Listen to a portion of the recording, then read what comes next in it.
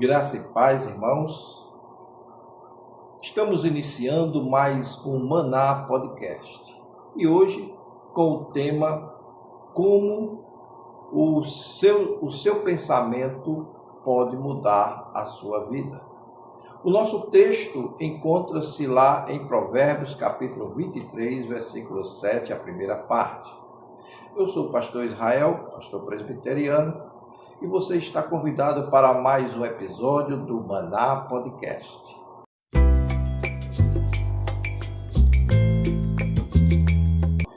O texto de Provérbios, capítulo 23, versículo 7, é uma das declarações mais enigmáticas, mais profundas das Escrituras Sagradas e da natureza humana.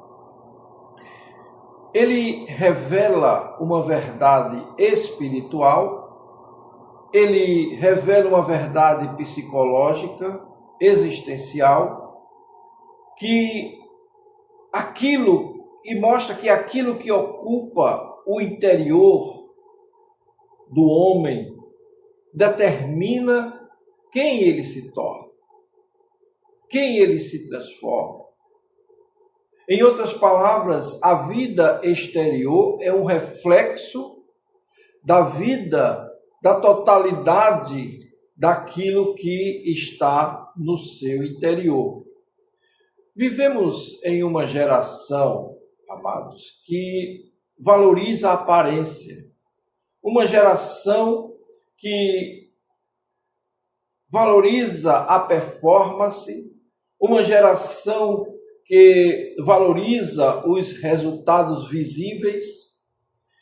E, no entanto, a palavra de Deus, ela nos conduz para uma dimensão mais profunda, para uma dimensão no campo do pensamento. E ali, o invisível, ele mostra as maiores batalhas. E é lá onde as maiores batalhas também são travadas, são transformadas, onde as maiores transformações acontecem. No vídeo de hoje, vamos analisar de uma forma teológica e prática como os pensamentos moldam a vida, as suas implicações espirituais, e vamos também ver o seu comportamento emocional e comportamental. E como essa renovação da mente pode levar a uma transformação integral do indivíduo. Então, o que aqui nós estudamos, ou vamos estudar no versículo 7 do capítulo 23, que diz o seguinte: porque como imagina em sua alma, assim ele é. Ele te diz, come e bebe, mas o seu coração não está contigo. Ora, o livro de Provérbios, ele faz parte da literatura sapiencial do Antigo Testamento. O seu propósito é transmitir sabedoria, transmitir uma sabedoria prática para a vida cotidiana. E no capítulo 23, mais precisamente, faz uma advertência sobre relacionamentos, autocontrole e discernimento. O versículo 7, ele está inserido no contexto que fala sobre alguém que aparenta generosidade, cujo coração é corrupto, mas o texto também mostra que há uma desconexão entre a aparência e a essência. O autor de Provérbios foi o próprio Salomão, né? Nós sabemos disso. E a expressão, como ele diz, como imagina em sua alma, aponta para um pensamento contínuo, ou seja, internalizado dentro daquele indivíduo. E não apenas a ideias passageiras. Então, refere-se àquilo que domina o coração da pessoa.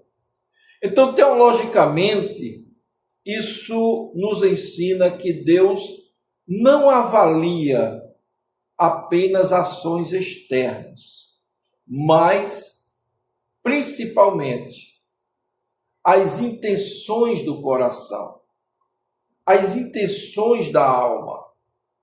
Na antropologia bíblica, o homem interior, ele é mostrado na Bíblia que o ser humano, ele não é dividido apenas em corpo e alma de forma simplista, mas há uma compreensão mais profunda. E aqui a gente entra na questão de algumas palavras que são, vamos dizer assim, sinônimas dentro desse contexto. Por exemplo, ele usa muito coração como centro das decisões, centro das emoções, dos pensamentos.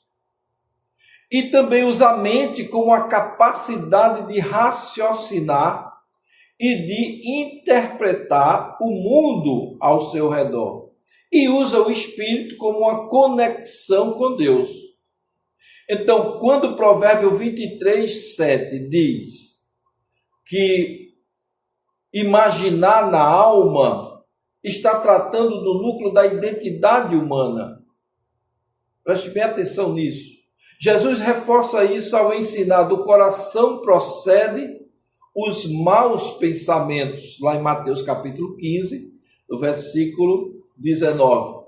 Ou seja, o problema do homem não começa nas ações. O problema do homem começa nos seus pensamentos. Nos seus pensamentos. Tudo que o homem faz começa com uma forma de pensar. Como ele pensa. Antes da ação, existe uma ideia. E antes de uma decisão, existe uma crença. Então, podemos entender assim: pensamento gera emoções. Emoções influenciam nas decisões. As decisões constroem um hábito. E o hábito forma o caráter. E o caráter define o destino. Logo, se os pensamentos estão desalinhados, se os pensamentos estão equivocados, toda a estrutura da vida desse indivíduo, dessa pessoa, também estará. Então, o sábio escritor, ele nos mostra, no sentido mais prático, que uma pessoa que pensa constantemente: eu sou capaz, ou eu não sou capaz de fazer aquilo. Vamos tomar por esse lado mais negativo. Quando ele diz eu não sou capaz, ele está dando espaço na sua vida a sentir medo, evitar desafios, não é? Perder a oportunidade, confirmar ou se adaptar a novas crenças destrutivas. Isso cria um ciclo destrutivo na vida daquela pessoa. Porque nós já sabemos que existe uma certa batalha espiritual no pensamento. A Bíblia revela que a mente é um campo de batalha espiritual. O apóstolo Paulo escreve: levando cativo todo pensamento à obediência a Cristo, conforme está lá em 2 Coríntios, no capítulo 10, versículo 5. E isso indica que nem todo pensamento vem de Deus. Existem influências externas que podem fazer com que a pessoa comece a pensar de forma diferente, como a cultura, a experiência traumática no passado dessa pessoa, palavras negativas recebidas, influência espiritual. Tudo isso é ferramenta que o inimigo usa para te desencaminhar do caminho da palavra de Deus. O inimigo trabalha através de mentiras, mentiras implantadas na mente.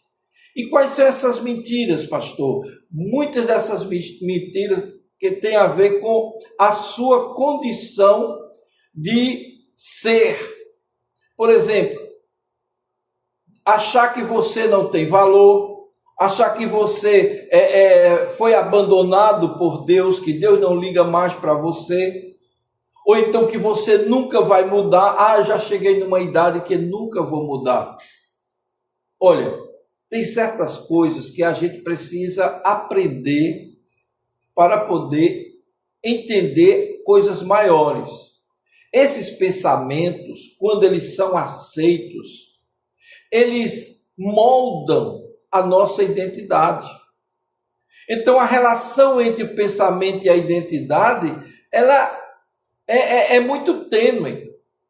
Por quê? Em Provérbios 23:7, quando o escritor afirma que o homem se torna aquilo que pensa, ele está diretamente ligado à identidade dessa pessoa. Ou seja, se alguém se vê como um rejeitado, ele vai viver isolado. Se ele se vê como incapaz, ele vai evitar o crescimento. Se ele se vê como pecador, sem esperança, então ele permanecerá preso naquele pecado. Mas quando alguém pensa de acordo com a verdade de Deus, ou com a vontade de Deus, ele sabe que ele é um filho amado, que ele é redimido, que ele é capaz em Cristo Jesus, e que ele pode todas as coisas, ou seja, ele pode suportar o que vier, que ele vai estar preparado, porque o Deus está com ele.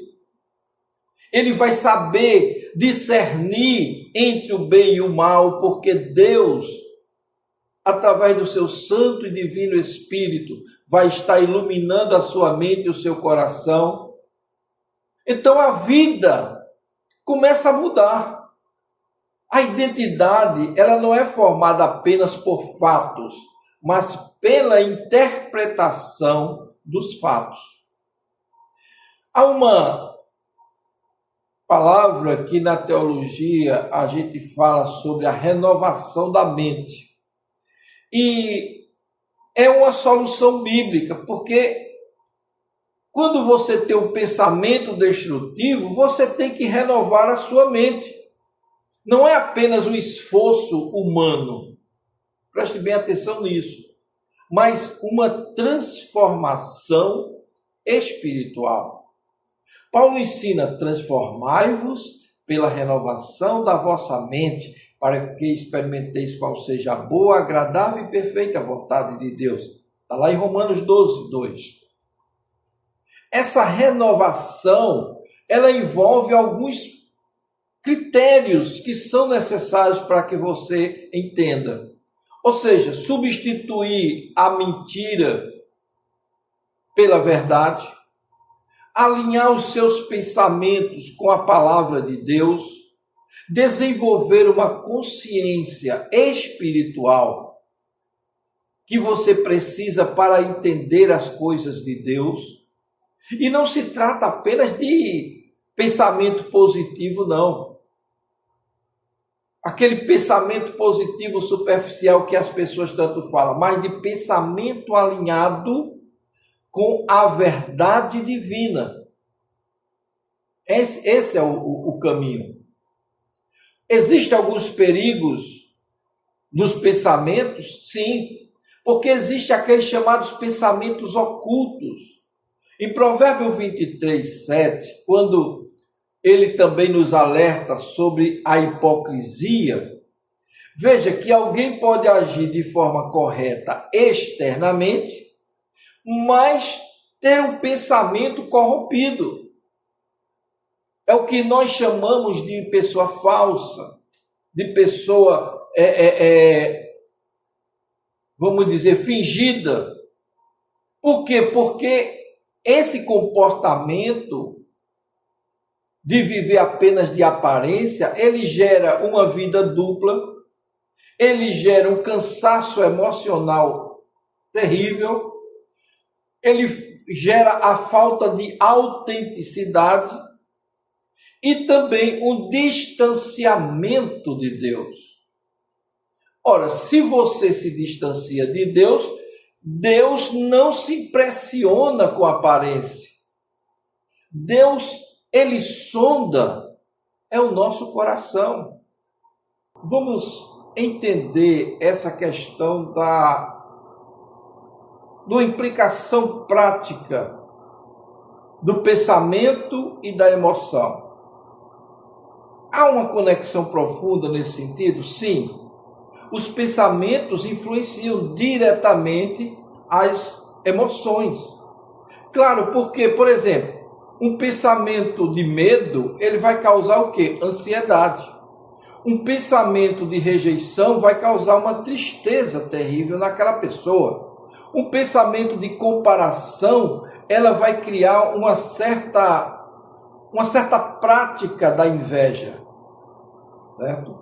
Então, muitas pessoas tentam mudar suas emoções sem mudar os seus pensamentos, o que é ineficaz dentro desse contexto, porque a raiz está na mente, não nos seus procedimentos em si, certo? Os procedimentos são resultados. Agora, deixa eu fazer algumas aplicações práticas na vida diária. Com relação aos relacionamentos, pensamentos distorcidos, eles geram conflitos. Você começa a pensar, ninguém se importa comigo, Deus não se importa comigo, Deus não quer saber de mim, ou Deus está contra mim, eu não sei o que eu fiz, mas parece que Deus me odeia. Esse tipo de pensamento é muito comum em pessoas que vivem com pensamentos voltados para as inclinações do mundo. Ainda não se viram como filhos de Deus, ainda não se viram como revestidos pelo poder de Deus, pela salvação em Cristo. Então, essa pessoa sempre vai levar essa ideia do Deus não gosta de mim, Deus me odeia, e esse pensamento vai levar para o seu relacionamento. Aí ele vai pensar também que, no caso se for ela, vai pensar que o seu marido não lhe ama, seus filhos não lhe amam, ninguém gosta de você, ninguém lhe respeita. Então, isso leva a uma reação exagerada e um desgaste emocional horrível. Agora, na vida espiritual, se alguém pensa que Deus é distante, que Deus não se importa, como é que a oração dessa pessoa vai ser? É uma oração fria, é uma oração fingida, é uma oração que possivelmente no jargão evangélico a gente diz, não passa do teto.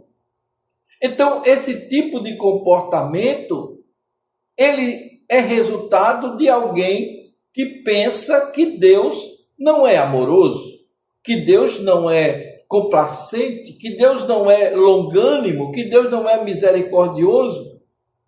É uma pessoa que ainda precisa ter mais intimidade com Deus. Mas como ele vai ter se ele não for ensinado nessa condição? Então, quando você vê Deus como um Deus amoroso, um Deus que se revela, como lá em Isaías, no capítulo 41, versículo 10, não temas porque eu sou contigo, não te assombres porque eu sou teu Deus. Quando a pessoa começa a ver Deus dessa forma, então ele muda suas reações e seus desgastes emocionais, eles são minimizados, porque ele sabe que não está sozinho. A sua oração, ela começa a ser mais íntima com Deus. Na vida profissional, então, a mudança é tremenda, porque quando você tem uma crença limitante, você não produz o suficiente. Não há crescimento, impede o seu crescimento. Porque você passa a ter medo de errar, você passa a ter síndrome do impostor, Sabe aquela ideia de que parece que você, a qualquer momento, vão descobrir que você não sabe nada de nada? E você pensa, poxa, será que eu estou fazendo certo? Quantas vezes não passou isso na sua cabeça? A síndrome do impostor tem em todo canto, queridos. Em todo canto. E isso causa o quê? Autossabotagem. Inclusive eu tenho no outro canal, né? Eu tenho esse canal Aconselhando Vida e eu tenho no outro canal também, nós temos esse podcast e tem o outro canal Aconselhando Vida que fala sobre esse assunto.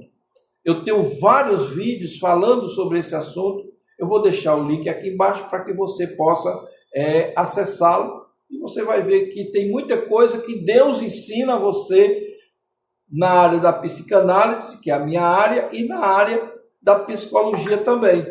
Então, o papel da palavra de Deus na transformação do pensamento é tremenda. Por quê? Porque a Bíblia é o principal instrumento de renovação da mente.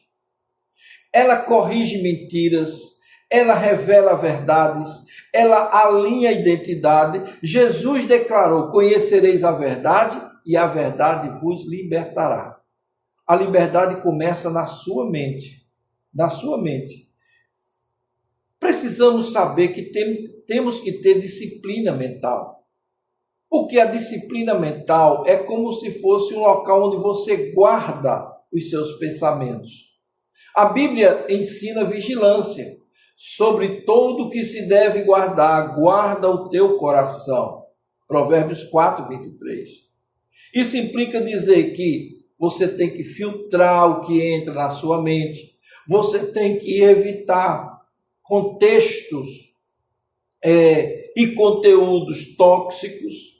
Você tem que controlar pensamentos repetitivos e negativos que vêm à sua mente. Não podemos impedir que os pensamentos surjam. Eles surgirão de qualquer forma, mas podemos decidir se eles permanecem. Não é? Se eles permanecem. O pensamento, ele tem muito a ver com a fé também. Por quê? Porque a fé, ela está diretamente ligada ao seu pensamento. Pensar segundo Deus gera fé. Pensar segundo o medo gera incredulidade. Então, a fé vem pelo ouvir, e ouvir a palavra de Deus. Existe a cura das emoções através da transformação da vossa mente.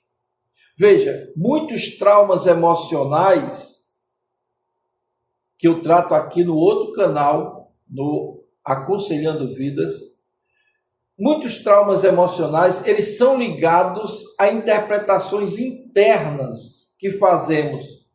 Muitas vezes você diz, foi minha culpa, ou eu não sou digno de amor. Esse tipo de pensamento, ele precisa ser curado. E a cura acontece quando essas crenças são confrontadas com a vontade de Deus, com a verdade de Deus. Porque você tem que ouvir primeiro a palavra de Deus, que é a nossa regra de fé e prática. Sem Deus nada podemos fazer. Então, há uma cura que precisamos buscar nesse sentido. Jesus demonstrou isso quando ele falou em domínio próprio. O domínio próprio é uma característica daquele que conhece a verdade de Deus. E Jesus demonstrou domínio absoluto sobre seus pensamentos também. Mediante as tentações, ou quando ele estava sendo tentado, ele não se desequilibrou. Ele respondeu com a palavra. Isso nos ensina que pensamentos podem ser confrontados. Isso nos ensina também que a verdade é a arma principal. Isso nos ensina também que a mente ela pode ser treinada e deve ser treinada. Então, para algumas aplicações aqui, nós podemos resumir em: identifique pensamentos negativos na sua vida, confronte com a palavra de Deus, substitua a mentira pelas verdades que estão na Bíblia, declare a verdade, confesse o que Deus diz sobre você, medite nessa palavra, evite aqueles gatilhos negativos que você lê em conteúdos ou em ambientes. Tenha cuidado por onde anda, não é? Provérbio 23:7 revela uma verdade transformadora. Seus pensamentos moldam a sua realidade. O que ele quer dizer com isso é que a vida que você vive hoje é em grande parte resultado daquilo que você tem alimentado na sua mente. Agora, a teologia bíblica nos mostra que a transformação não começa nas circunstâncias externas, mas no interior do homem. Deus deseja renovar nossa mente e transformar a nossa vida. Seus pensamentos não são apenas ideias, são sementes. E essa semente, cada semente dessa plantada na mente, ela vai produzir frutos para a vida. Então, vigie, ore, alinhe, transforme seus pensamentos à luz da palavra de Deus, porque de fato, como você pensa, assim você se torna. Se esse podcast de hoje te ajudou de alguma forma, eu peço a você que se inscreva no nosso canal, mande o link desse vídeo para o grupo da família, o grupo da igreja, e que todos recebam a graça do Senhor Jesus na sua vida. Amém? Nós nos veremos no nosso próximo podcast.